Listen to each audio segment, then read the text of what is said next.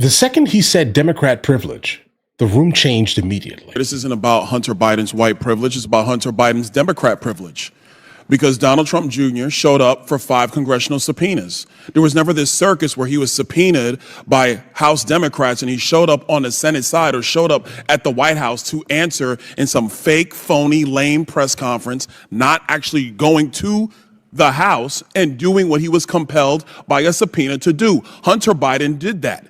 And then he has the unmitigated gall to show up here when we know that we're going through actually the legislation for contempt with, by the way, Mr. Chairman, we should actually get to the legislation of contempt. The speechifying is great, but let's do our business, members.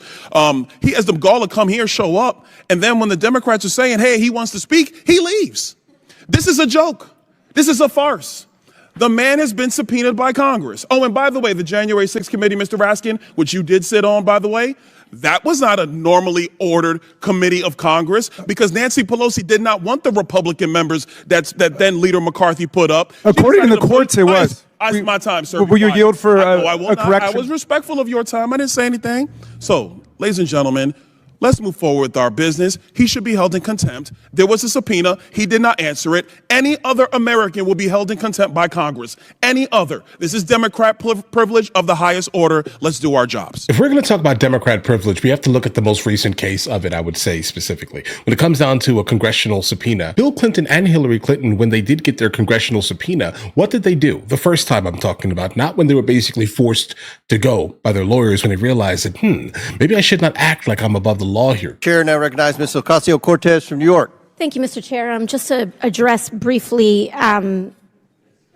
quickly, that moment about privilege and all of this that we're seeing here. It was a very beautiful speech.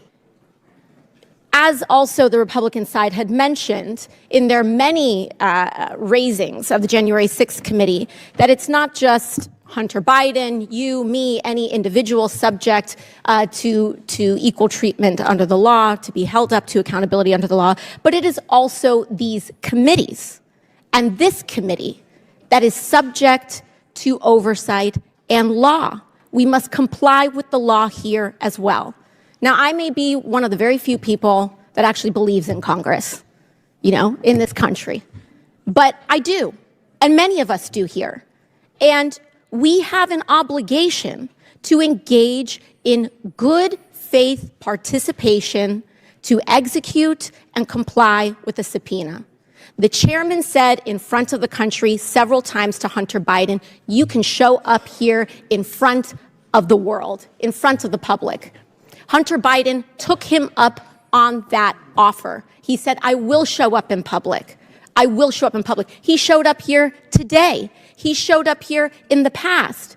And Mr. Chairman, I know you do your best with what you've got, but you've got members here that have submitted falsified evidence to the record. You have members here that have submitted and mischaracterized closed-door hearings, and people want to say back and forth at the end of the day, it doesn't matter what party it's happened from. You've got members who've engaged in revenge in this committee. So it is understandable why Hunter Biden would want to testify in front of the public for the American people to be able to witness that testimony for themselves. You've got members who've defied subpoenas. You've got members who we are 1 year into the term asking what the rules are at the beginning of the committee. The book was given to us on day one.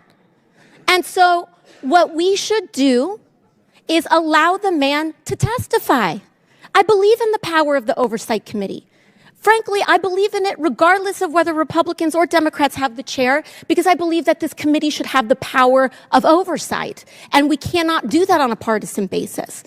And so for that, I implore this committee to allow Hunter Biden to testify publicly. I implore and I ask for that to happen. And we cannot do that by getting engaged in this back and forth on a defiance of the subpoena. Let him comply. Let him do it today. Let him do it tomorrow. But let the man do it. So Hunter Biden's side is pushing for the idea of transparency, basically a public testimony in Congress right now, here now. But the issue here is that, guys, the witness, not someone who has the ability to set the terms of what Congress is going to go by. So Congress, typically controls like the entirety of that format. All right. So you really don't have much say in how that's going to work here. Secondly, if anyone, disregards a congressional subpoena, then they should, all of them, be charged with something. Like, under no circumstance am I going to sit here and tell you this here that if you do not go to a congressional subpoena, everything should be fine for you. No, bro. Okay. That sounds like a failure to appear. Okay. And that sounds like a much stronger failure to appear than your local courtroom's failure to appear. You're living in the greatest country on the planet. Do your civic duty. First, it was said in this hearing, Mr. Chairman, about you specifically, that you repeatedly said you would give Mr. Biden any opportunity. He could choose which one to come and speak in front of this committee. He could do it by deposition. He could do it by open hearing. It was up to him. The truth of the matter, though, is that the chairman's words are not binding. Like, no other member's words of Congress are really not binding. The binding article. Point of order. Does the chairman agree with that? Point of order. Does the chairman agree? Are you going to restore my time? Point of order. Just point of order. Okay. Does the chairman agree that the chairman's words are not binding on the committee? That's not a point of order. It has nothing to do with the order of this hearing. Thank you. Can I go back to 4 minutes and 34 seconds? That's where I was before I was interrupted by Mr. Raskin. Yes. Reset the clock. Thank you.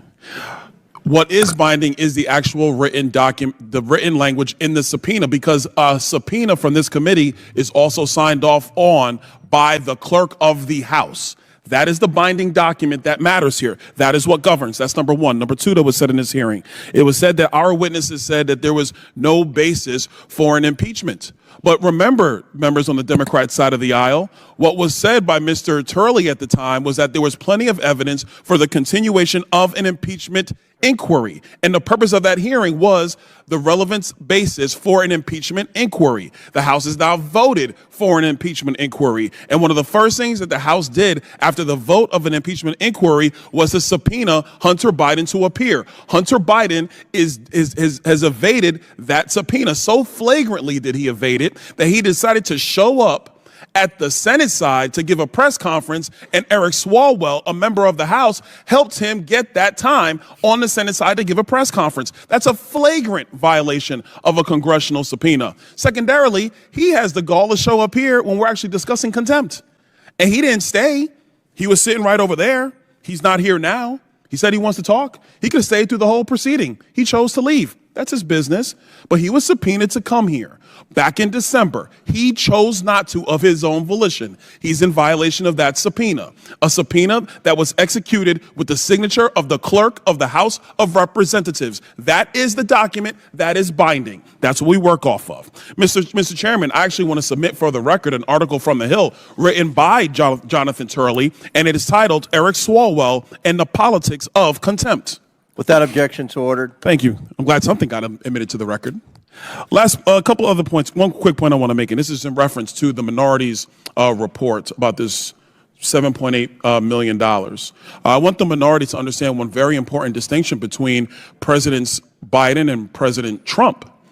President Trump has an international real estate portfolio that he has amassed over decades. I'm quite sure if you go back through all of the hotel receipts before he was president of the United States, that you had foreign dignitaries staying at Trump hotels all across the world. Will the gentleman yield? I'm not going to yield, Mr. Raskin. I'm making a point because they're actually very nice hotels. They look good. People like staying there. They do. President Trump was not running the Trump Organization when he was president of the United States. To my recollection, Eric Trump, the president's son, was actually running the Trump Organization when President Trump was president of the United States. So if he had a portfolio of hotels and people choose, through Expedia, through Kayak, through hotels.com, if they choose to go and stay there, how is that the president being in violation of what the emoluments clause? Is that what you're citing? Stop.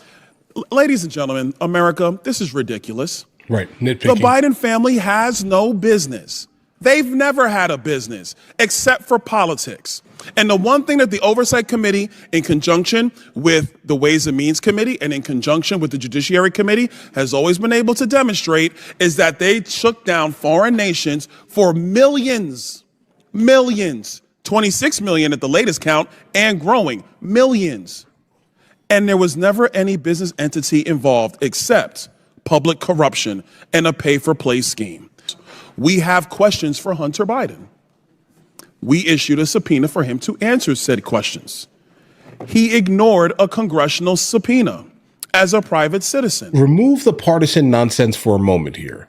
I grew up in the state of New York, hearing Trump's name all of the time here, guys. All right.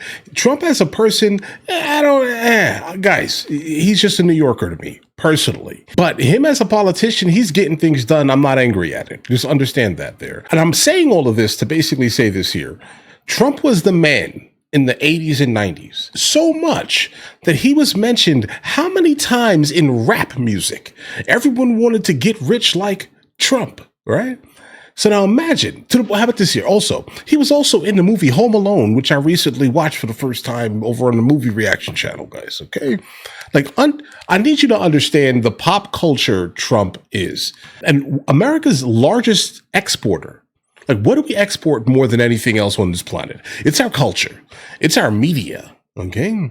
So there are people from all around the world who know nothing about Trump. Okay, cool. He's a president, whatever, right? But he specifically denotes wealth to people. So if you are a foreign dignitary, you're going to look for some of the most premium hotels you possibly could stay in. And if Trump is specifically someone not really 100% heading that company right now, what is even the problem here, guys? All right. Like, I mean, what's the difference between them staying at the Mandarin or the Ritz-Carlton, et cetera, right?